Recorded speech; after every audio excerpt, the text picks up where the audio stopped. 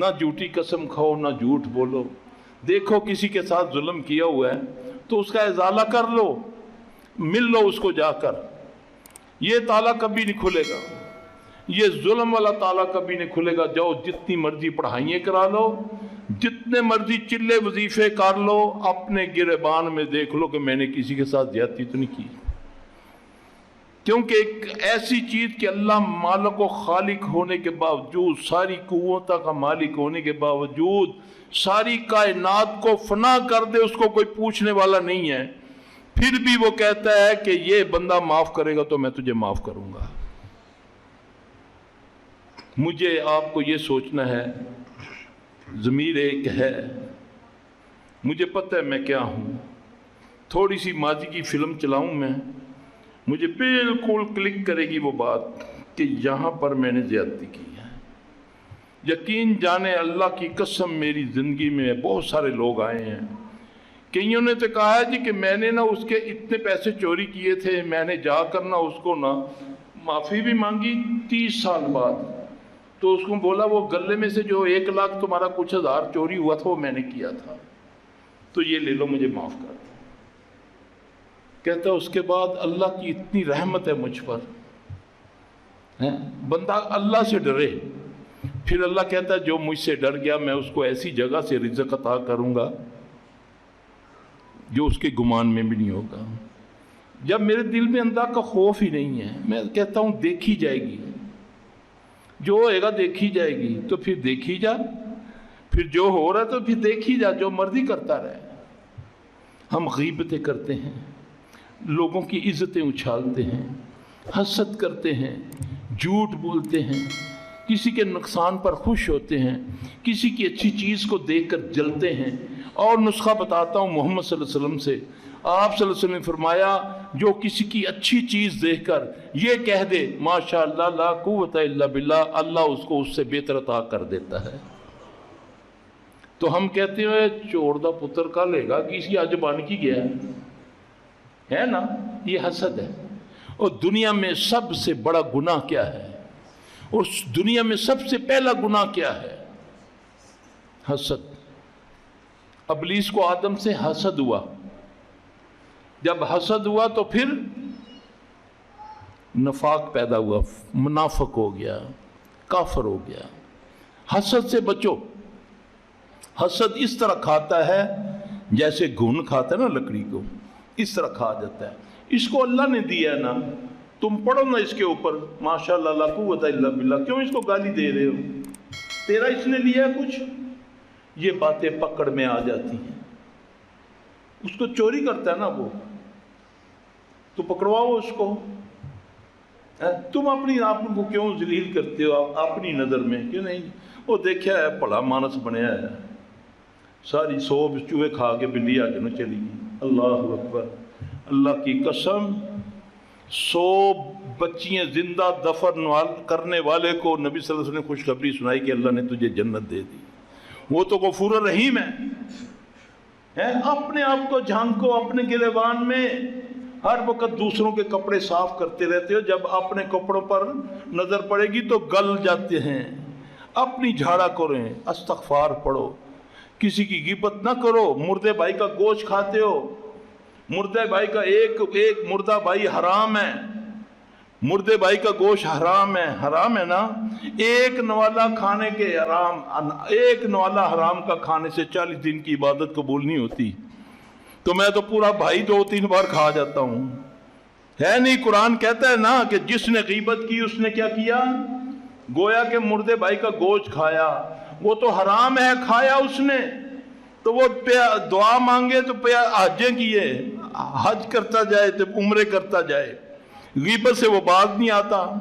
मस्जिद में बैठा है उसकी गीबत, घर में बैठा है उसकी गीबत, झूठ वो बोलता है। फिर बताओ, झूठे पर तो अल्लाह की लानत है। जब लानत होगी तो रहमत आएगी? झूठ बोल के मस्जिद में बैठा हुआ है, मैं उन दीने को पहुंचे बस तेन थोड़ी देर बाद मस्जिद नमाज पढ़े मेरी मस्जिद में। हाँ जी, उन कहना मैं दीने को पहुंचे होने थोड़ी दूर। वो अल्लाह दे बंदे, अल्लाह दे घर उन्हें नमाज पढ़ी है तू, تو فون پہ کہہ رہا ہے وہیں پہ پہنچنا تھے. استغفر اللہ. جھوٹ کو جھوٹ ہی نہیں سمجھا تو جھوٹے پر کون لعنت کرتا ہے؟ اللہ کرتا ہے نا.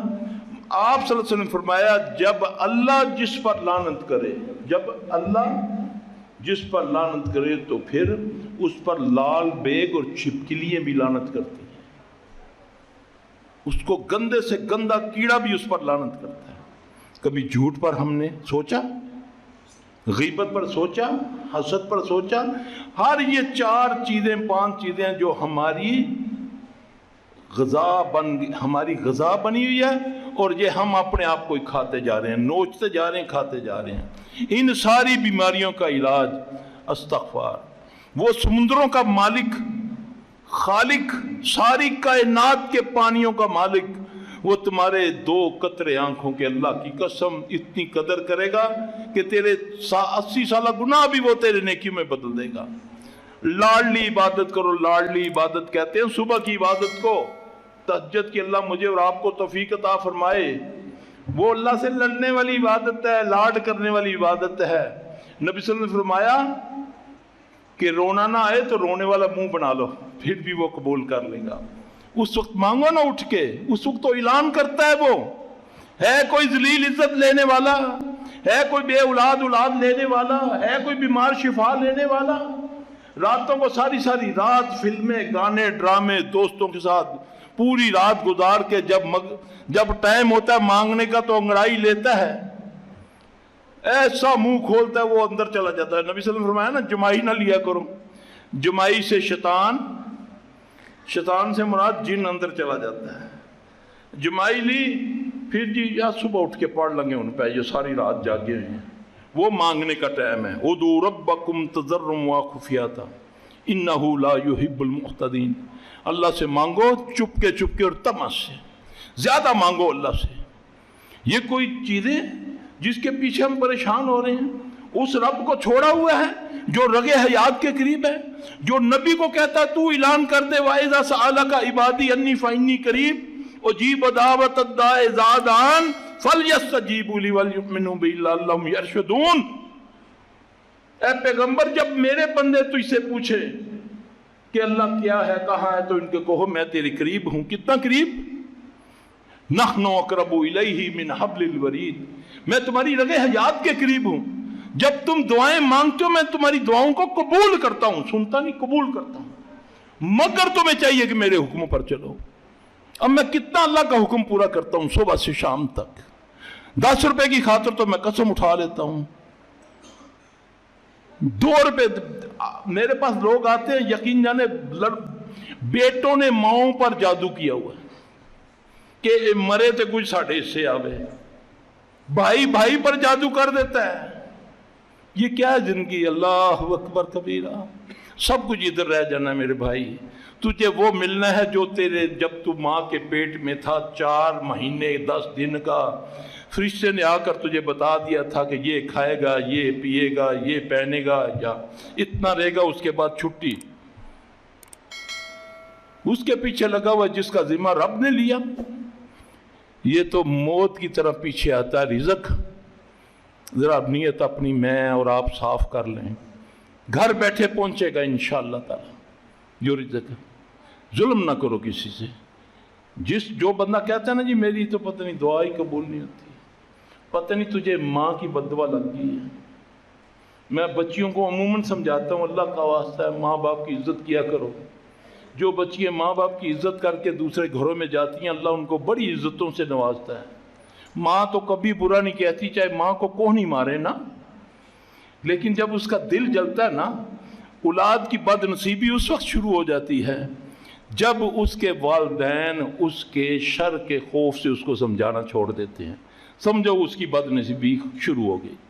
اس لیے میرا بھائی، میری بہنوں، میری بیٹیوں، اپنے بڑوں کا ادب کرو، ادب نہ چھوڑو. ماں باپ کا ادب کرو. 2 بندے دنیا میں ذلیل اور رسوا ہوئے بغیر نہیں مریں گے. 2 بندے اللہ کہ اگر وہ توبہ کر لیں سچی. ایک والدین کا نافرمان اور ایک بے حیائی پھیلانے والا. جب تک یہ ذلیل اور رسوا نہیں ہوں گے ان کو موت نہیں آئے گی. میرے پاس ایک ادھر پنجاب کے ایک شہر سے ایک بندہ آیا، کہتا سلفی صاحب گھر میں پیسے چوری ہو جاتے ہیں، قیمتی کپڑے بچوں کے کٹ جاتے ہیں، کوئی چیز رکھو چینی کے اندر پانی آ جاتا ہے، گندگی ہانڈی پکاؤ اس میں انسانی پخانہ آ جاتا ہے، یہ ساری باتیں اس کے بیچارے کی، اللہ اس پر رحم کرے۔ اچھا میں نے اس کو بولا یار یہ کرو، کچھ دنوں کے بعد واپس آیا، مجھے کہنے کا سلفی صاحب ہم گھر کے 6 کے 7 بندے ہیں، سب ایک بار سورہ بقرہ پڑھتے ہیں، جب پڑھتے ہیں تو اور آگ لگ جاتی ہے اور پتھر آنے شروع ہو جاتے ہیں، معاملہ اور خراب ہو جاتا ہے۔ میں نے اس کو بولا میرے بھائی مجھے ایک بات صحیح بتانا، تم نے کوئی سود پہ تو نہیں کوئی پیسے لیے ہوئے یا دیے ہوں؟ نہیں توبہ استغفار تو بس۔ میں نے بولا کہ ماں باپ سے کیسا تھا نہ، ماں دا نام نہ لو اس میں دفع کرس۔ میں نے بولا بس تجھ پر کوئی پڑھائی اثر نہیں کرے گی، ماں کے بارے میں کہتا ہے کہ ماں نو دفع کرو، اور ماں تو طائف بھی ہو تو اس کا عزت کرو، ماں تو کافر بھی ہو تو اس کی عزت کرو، اللہ تو کہتا ہے اف تک نہ کرو۔ ماں کا نام لیا تڑپ گیا، میں نے بولا جاؤ ادھر سے اٹھو، منوست ختم کرو، یہ نہ ہو کہ کچھ اوپر سے آ ہی جائے ادھر۔ جو مرضی کرے ماں باپ، عزت کرو، دعا نہ بھی دیں گے اللہ کی رحمت آئے گی انشاءاللہ تعالی۔ یہ چیزیں ہیں، یہ ہم پکڑ میں اپنے کیا ہے۔ اللہ قرآن میں فرماتا ہے ما اصابکم من حسنۃ فمن اللہ، تجھ پر جو بھی خوشیاں جو بھی راحتیں آتی ہیں وہ اللہ کی طرف سے آتی ہیں۔ وما اصابکم من سیئات فمن نفسک، تجھ پر جو بھی مصیبتیں جو بھی آتی تیرے اپنے نفس کی شرارت ہے۔ تو جب میں اپنے گریبان میں منہ جھانک ڈال لوں، جب میں یہ دیکھوں کہ انبیاء علیہ السلام گناہ بھی نہیں کرتے پھر بھی وہ استغفار پڑھتے ہیں، کیا کہتے ہیں یونس علیہ السلام لا الہ الا انت سبحانک، میں کہتا ہوں سلفی صاحب کہتے کچھ کیتا ہی نہیں، پتہ نہیں ساڑھے نال انج کیوں ہوندہ پیا ہے، نعوذ باللہ۔ وہ اللہ کو کہہ رہا ہے کیوں ساڑھے تے ظلم کر رہے ہیں، نعوذ باللہ، جبکہ اللہ نے اپنے اوپر ظلم حرام کیا ہوا۔ نبی علیہ السلام سے بڑھ کر کو مسومختہ ہے کہ کیا پڑھتے ہیں ہر تشہد کے اندر، کیا پڑھتے ہیں اللہم انی ظلمت نفسی ظلما کثیرا لا یغفر الذنوب الا انت، یہ نبی پڑھتے ہیں صلی اللہ علیہ وسلم۔ جب ہم اس میں لگ جاتے ہیں کہ ہم پر کسی نے کچھ کیا ہوا ہے، کچھ توڑ بتاؤ، تو پھر ایسے توڑ جوڑ کرنے والے بیٹھے ہوئے ہیں، بیڑا گر کر کے رکھ دیتے ہیں۔ جب وہ رگے حیات کے قریب ہے، رات کو اٹھ رو آنسو بہا، یقین جان بیمار ہے تو شفا ملے گی، وہ سبب بنائے گا انشاءاللہ۔ تیرے پاس پیسے نہیں ہیں، وہ ایسا سبب بنا دے گا انشاءاللہ، تو حیران رہ جائے گا۔ صرف اللہ کو اس کے گمان کے مطابق چاہو۔ میرا گمان بڑا کمزور ہے، دعا میں مانگ رہا ہوں اللہ سے کہ یا اللہ میں پیمنٹ کرنی ہے 10 لاکھ روپیہ دے دے، نال ہی ذہن میں شیطان ڈال رہا ہے مامے کو لے لیوں دے دے گا، پھر اللہ کہتا ہے بندے میں تیرے گمان کے مطابق، اللہ کا جیسا گمان کرو گے اللہ تمہیں اس کے مطابق انشاءاللہ تعالی۔ یہ مسئلے مسائل جو ہیں، یہ جادو شیطان نظر، یہ سارا کچھ اعوذ باللہ من الشیطان الرجیم، اللہ کی پناہ میں آ جائیں گے۔ تو اللہ کی پناہ آنے کے لیے ہمیں وہ کام کرنے جس سے اللہ ناراض نہیں ہوتا۔ فَلْيَسْتَجِيبُوا لِي وَلْيُؤْمِنُوا بِي لَعَلَّهُمْ يَرْشُدُونَ، مگر تمہیں چاہیے کہ میرے حکموں پر چلو، میں تمہاری دعائیں قبول کرتا ہوں مگر کیسے؟ تم میرے حکموں پر چلو۔ تو یہ ان ساری باتوں کا علاج ہے انشاءاللہ تعالی۔ اللہ پھر سبب بنائے گا